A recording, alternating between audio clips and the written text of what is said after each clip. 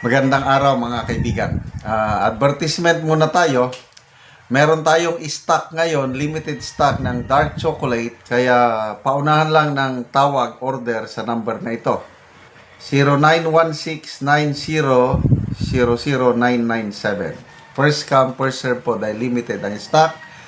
Hindi po ako nagnenegosyo nito. Umiinom lang ako araw-araw dahil napakasustansya, napakasarap, napakaganda ang epekto sa aking kalusugan. Gusto ko lang din matulungan ang mga farmers ng Bukidnon na nagtatanim ng kakao para maibenta ang kanilang mga produkto. Okay, bigyan natin ng reaction opinion itong video posted by Billionaire News Channel. Interview kay former Budget Secretary Abad. Pinapaliwanag niya na yung kailangang mangutang na naman ang Marcos Jr. administration ng 2.7 trillion. Nako, wala na. Malulunod na tayo sa utang. Dahil ang utang na natin as of now is 17.6 trillion. Mangungutang na naman ng 2.7 trillion kaya magiging 20 trillion ng utang as early as now. Pakinggan natin. Debt servicing, not the national debt per se, but debt servicing as a cost for a land. Kasi it eats up the budget. Okay, so now the question there, it's up the budget by how much and then what is Kasi, the answer? 6.7 trillion yung budget ho natin ngayon. 6.735. So, Yes, po. it eats up about half of our Wow. revenues.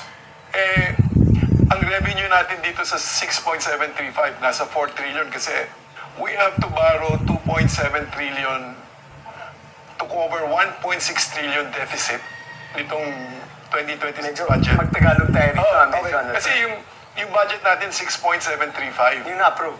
Ina-approve. Pero wala tayong revenues o kinita para mabuo yung buong budget mapondohan. So ang utangin po natin para ma-cover yung kulang 1.6 trillion. Ang utangin natin. Pero hindi pa yon.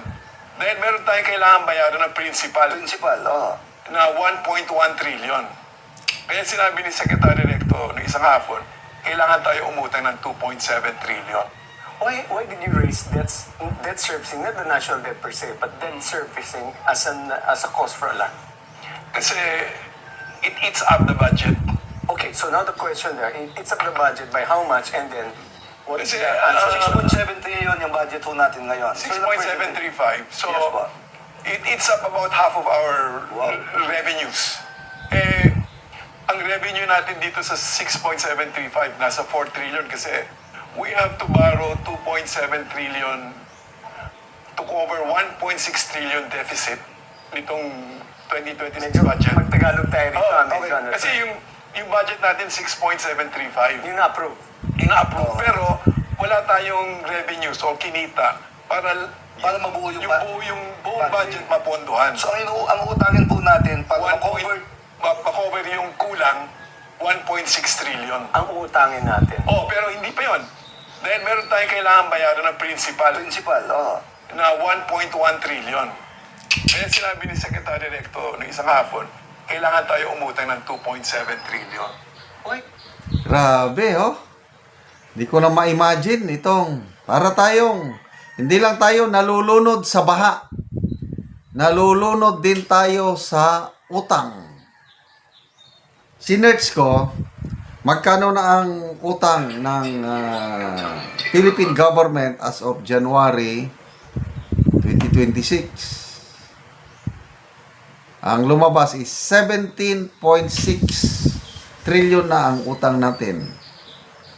So, madadagdagan, uutangin na naman 2.7. So, magiging 20.2 trillion na ang utang. Yung utangin na 2.7, ang 1.1 trillion, pambayad natin sa principal sa utang. Yung 1.6, yun ang budget deficit. Kasi kulang ang income ng gobyerno para mabuo yung budget natin na 6.735. kaya mangungutang. So, okay na lang naman sana yung mangutang basta mapunta yung inuutang sa serbisyo ba na natitikman ng taong bayan. Yung napapakinaban. Example, panahon ni PRRD. Lumaki ang utang natin panahon ni Tatay Digong dahil may pandemic. Kailangan natin bumili ng bakuna. Kailangan natin magbigay ng ayuda para mag-survive ang taong bayan. So, doon ginastos yung utang. Plus, bill. Ang daming napatayong kalsada, tulay, infrastruktura panahon ni PRRD. Kaya walang problema. Yung lumobo ang utang natin, panahon ni Duterte, ang namana niyang utang nasa 6 trillion pesos mula sa Aquino administration. Nung umalis siya, naging 12 trillion. So parang nakautang siya ng 6 trillion sa kanyang termino. Paano niya ginastos? Para makasurvive tayo sa pandemic at nagamit sa bill. Ito ngayon, 3 taon pa lang, magpo 4 years na, magiging 20 trillion ng utang. So, in more than 3.5 years, 7 trillion na ang 7 trillion na ang nautang ng Marcos administration. Hanggang 2028, baka aabot na yan ng 25 trillion ang utang.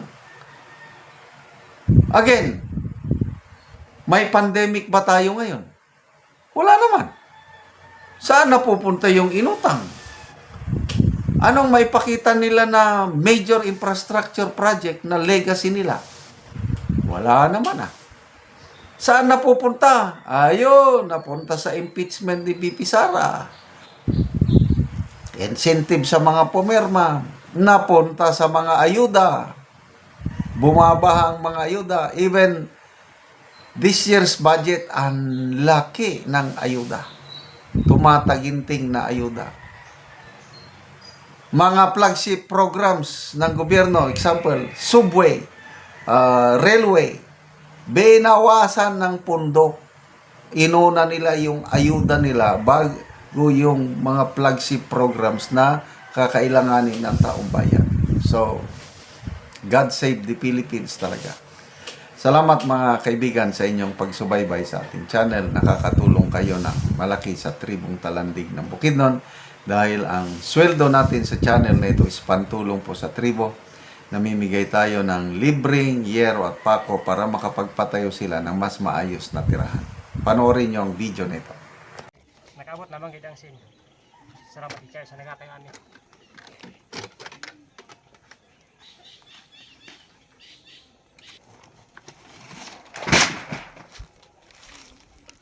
Isa sim.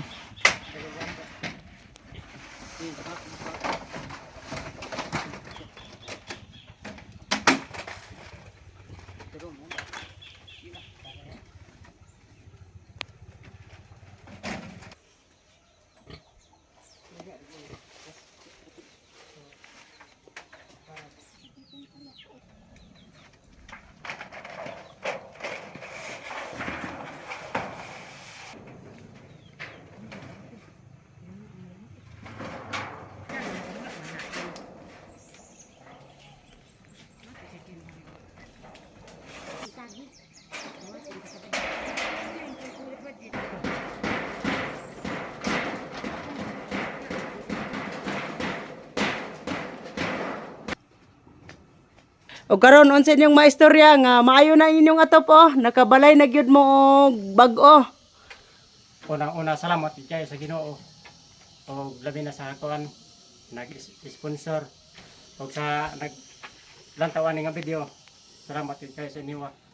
Kay dili kami makabalay kung wala mi tabangan. Nagpasalamat gyud ako sa Ginoo nga ana sa gigamit nga tawo aron nga matabangan mi makabalay ni. Kaya lisod kayo ang panahon karon kung wala lagi may gitabangan dili kami makabalay kay wala mi kwarta nga papalit na mo gamit sa balay. Basta O ginaot unta nga magbadayon ni nga tabang para dagan pang matabangan. Dagan kayong salamat. O sige, salamat kaayo. Bye-bye. Oo, sige, God bless. God bless. Ah, ah.